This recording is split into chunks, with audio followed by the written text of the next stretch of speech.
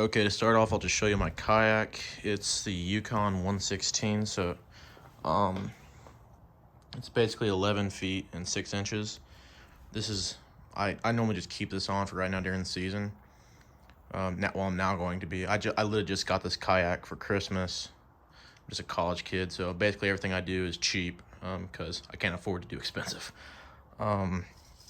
So I'll stop right there and then, so this is my front portion. What it is it's just a burlap.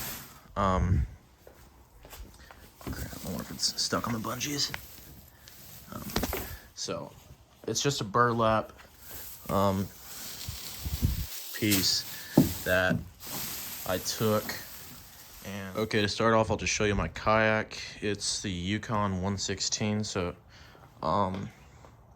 it's basically 11 feet and 6 inches. This is, I normally just keep this on for right now during the season. I'm now going to be. I literally just got this kayak for Christmas.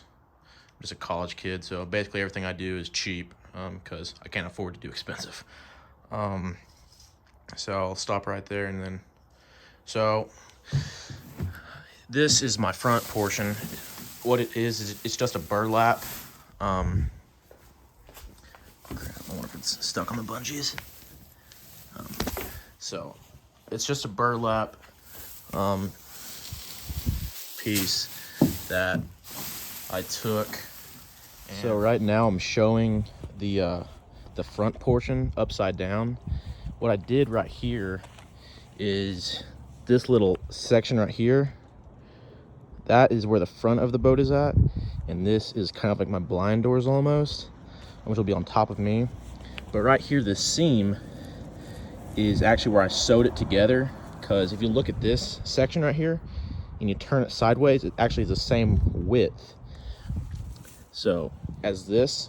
But I realized that if you cut it at 40 inches, because the at a 40-inch mark, now my width at the front is only 40 inches, but my length is now 54, which is the original width here. And then I just cut it down the middle. Here's what it looks like just laid out on the ground, just like straight up.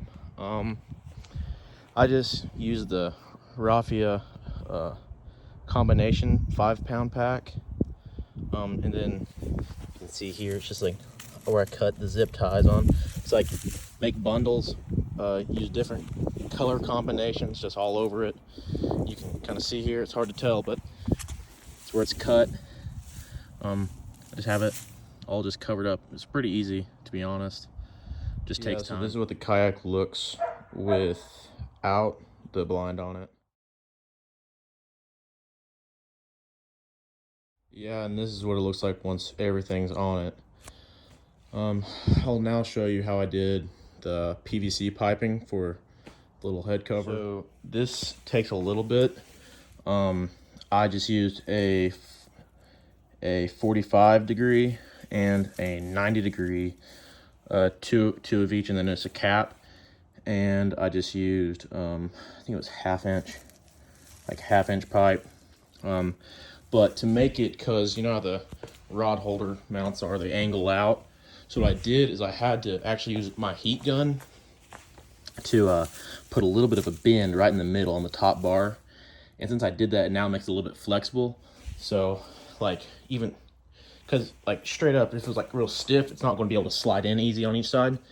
But now, since it's kind of got that bend to it, it's easy to slip in and out. One other thing worth mentioning is what I did is back here, I took a little zip tie and I did it kind of like that. I have a rope here to where I can tie it to my back handle to where it's nice and taut. So it kind of is like that over the back.